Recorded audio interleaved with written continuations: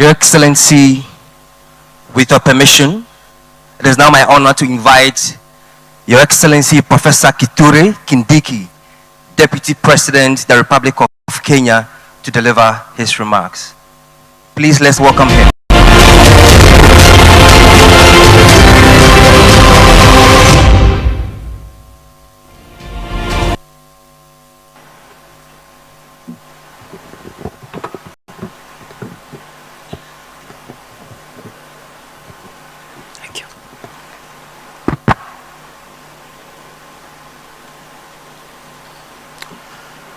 Mheshimiwa Dr. Samia Suluhu Hassan, Rais wa Muungano wa Jamhuri ya Muungano wa Tanzania,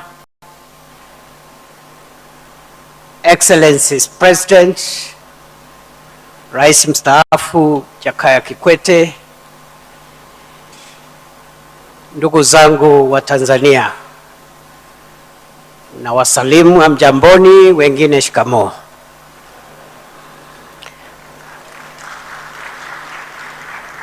Madam President, I bring you greetings from your brother and counterpart, President William Ruto of Kenya, whom I'm representing here today. And I come here to do a very simple task. I've been asked to discuss Kenya's experience with large-scale energy infrastructure projects, the lessons we've learned, and I want to be as practical as I can, because, as I have said again, mine is to give the perspective that perhaps we could share, even as I listen to the experiences of the other countries from what we've just listened this afternoon, this morning. Your Excellency, energy is key to our industrialization. Also, we need reliable, affordable energy, which is also accessible to as many of our citizens as possible. We therefore need a backbone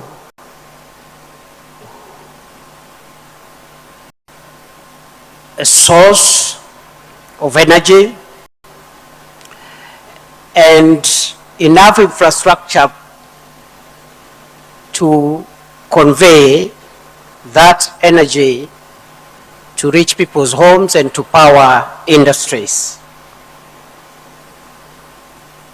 I don't want to repeat the statistics that have been given about the potential, the energy potential in our continent, including potential on natural gas.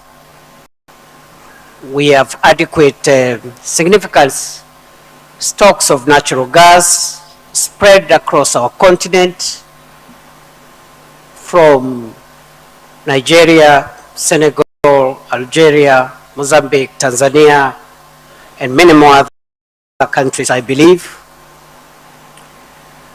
But the challenge we have is how to provide major energy infrastructure projects, which normally take a lot of time, require a lot of technical expertise, and also are costly to be able to industrialize. Many scholars and policymakers have cited the fact that Africa's arable land, mineral wealth, including natural gas, a good population, as drivers of Africa's future. The only thing I want to add, even as I go into energy projects, is that Africa needs to build confidence in itself. Africans, we must learn to have confidence in our continent and in our capability to do what others have been able to do. Therefore, Your Excellency, for us we have picked a few things along the way. The first one is government commitment and political leadership. It's very important for our various countries for us to have government commitment and political leadership, which provides strategic direction, policy consistency, investor confidence, and continuity across political cycles. The biggest threat today to Africa's development is policy disruption,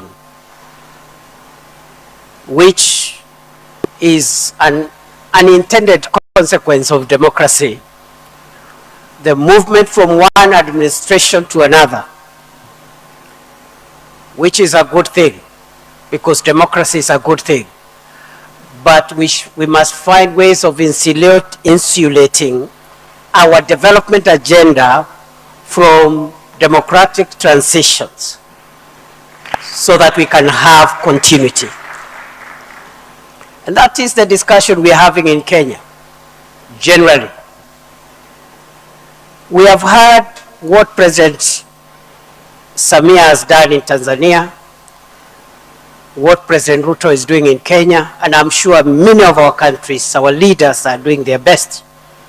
But how do we assure that what the projects and the programs and the policy framework in place today will be in place 20, 30, 40, 50 years, so that as we do these things, we are looking at taking Africa from where we are today into the first world, because it is possible.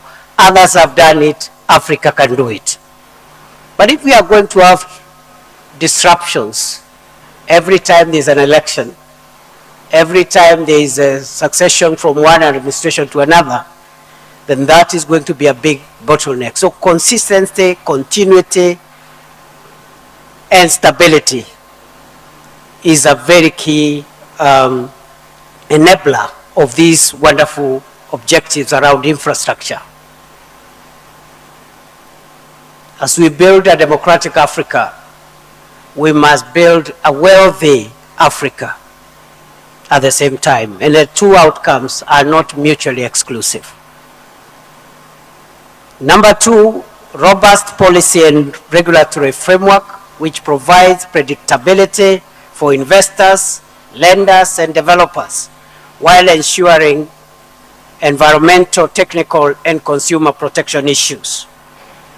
That is a big lesson that we need to carry along, even as we develop these big transnational and long-term infrastructure projects, including energy projects. Number three, we need to develop technical capacity at the local level in our countries.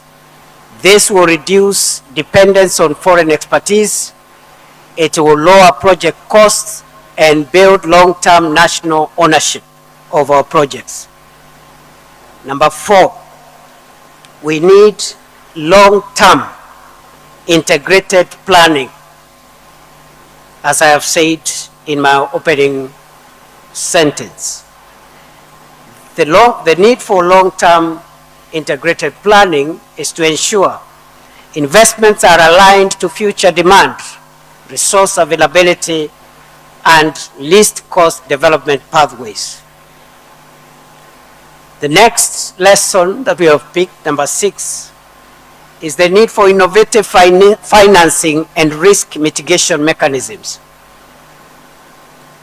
The case has been made for mobilizing domestic resources, both in our countries, but also regionally. And I'm glad to see the president of the ADB group here and all the other institutions that are underwriting Africa's future in the financial and resource space. So we need to have innovative ways of mobilizing resources, both nationally and regionally, to be able to reduce investor risks, lower cost of capital, and enable implementation of capital-intensive projects.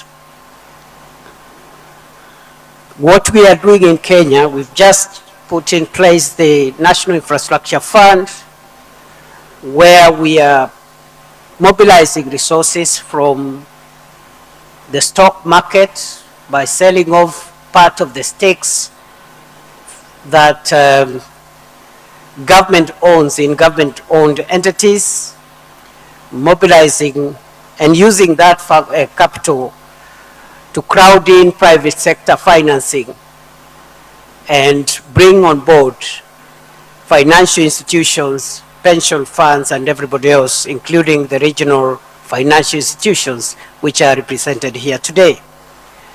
So we must think innovatively on where to get money, because the traditional sources of capital and finance are changing for various reasons, which I don't want to delve into today.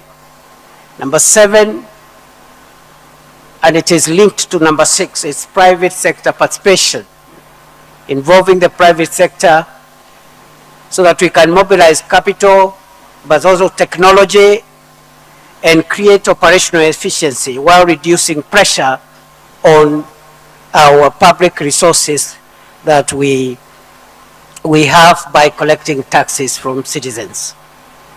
The next lesson we have learned is around community engagement and benefit sharing. Lesson number 8. There is need to have the people of Africa move with us. It is not enough to build roads and railways and ports and harbors and gas pipelines. It's important for us to carry the people of Africa for whom we work to go with us and to reason and travel with us the journey. The need for community engagement and benefit sharing secures the social license to operate the projects that we want to do.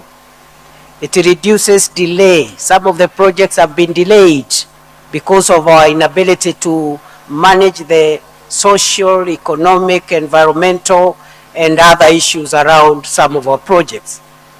You end up with delays, you end up with court cases, litigation, conflicts, and this affects project sustainability.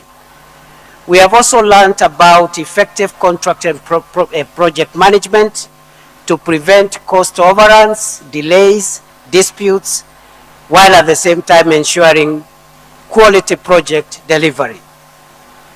The next lesson, number 10, is environmental and social safeguards, I think, which is already I've alluded to ensure sustainability and improve access to financing, as well as protecting communities and biological diversity.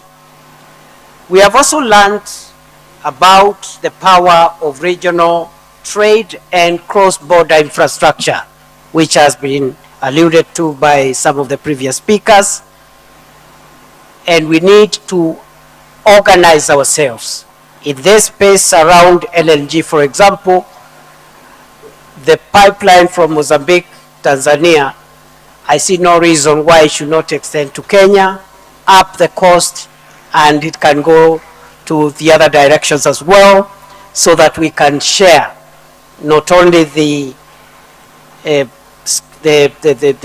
can share in the economies of scale and be able to leverage on our various strengths. Your Excellency, therefore, the matter before us is how can Africa build energy infrastructure, including LNG infrastructure, at a scale and pace which is commensurate with our state of development today and where we want to go tomorrow. And therefore, we have a dual responsibility of making sure that we provide access to reliable, affordable energy, while at the same time having low emissions of, in terms of environmental protection. It is therefore possible to utilize the significant resources that Africa has, including LNG resources, if we collaborate with one another. Just to give an example of the power evacuation program that we are running between Ethiopia, Kenya, and Tanzania, which has a capacity of evacuating 2,000 megawatts but at the moment is evacuating 800 megawatts of power from Ethiopia, 700 megawatts into Kenya, 100 megawatts into Tanzania. And I think those are some of the areas which we need to work on and expand, because the capacity is there and the physical infrastructure is already in place. Tanzania has led by example in this space, but we need more infrastructural projects for gasification, regasification, power plants, and pipelines, so that we can take this matter to the next level. Your Excellency, once more, let me summarize by address in simple terms, because sometimes we complicate what we want to say with a lot of English. The future of this subject matter and the future of our continent lies on how we handle 5 things. Number 1, the people. I have talked about the need for us to go along with the people. The story of Africa's development must be written together collectively. And that's why it is important that the discourse we are having around development must be sensitized to communities, to the citizens, to make sure that we are all aligned. We must, for example, let me give this example. Many African countries are struggling with the politics of identity, especially subnational identities. Luckily, Tanzania largely does not fall under that category. Kenya does. And if you look at our constitutional order in many of our countries, there is need for identity, there is need for democratic space and expression and identity. But there is also, increasingly going forward, the need for African leadership to pursue not just the politics of identity.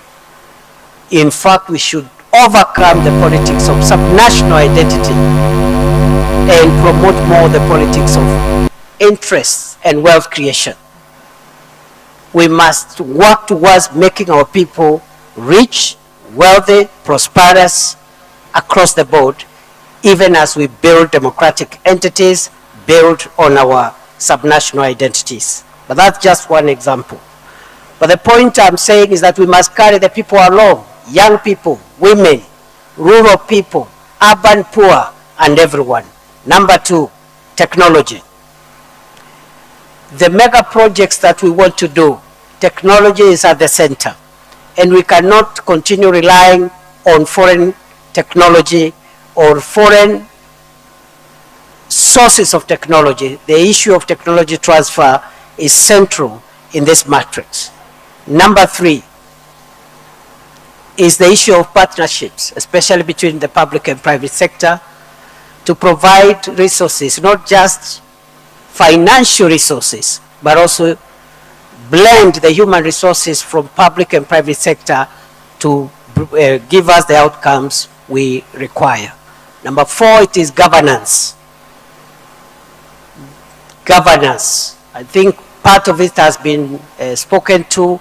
This area about energy, resources, and natural resources require better governance so that we can be able to attract investments, build the confidence of investors, and secure the wealth of our people. Finally, it is the issue of political stability. We can build the best roads, the best airports, the best railways, the best seaports, but without long-term political stability, all that can be washed away. And therefore, we need to invest in strategic security, not just for our countries, but for our region as a whole. Because any instability anywhere in Africa is instability in our own countries. We have seen how the 1980s, 90s have looked like.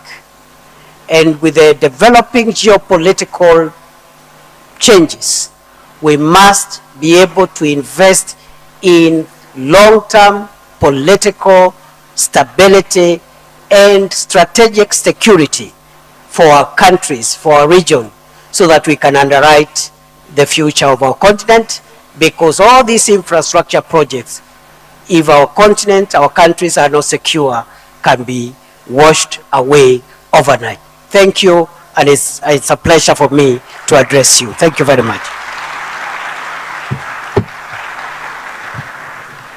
Thank you very much, Your Excellency, and thank you for the nuggets of wisdom that you've shared.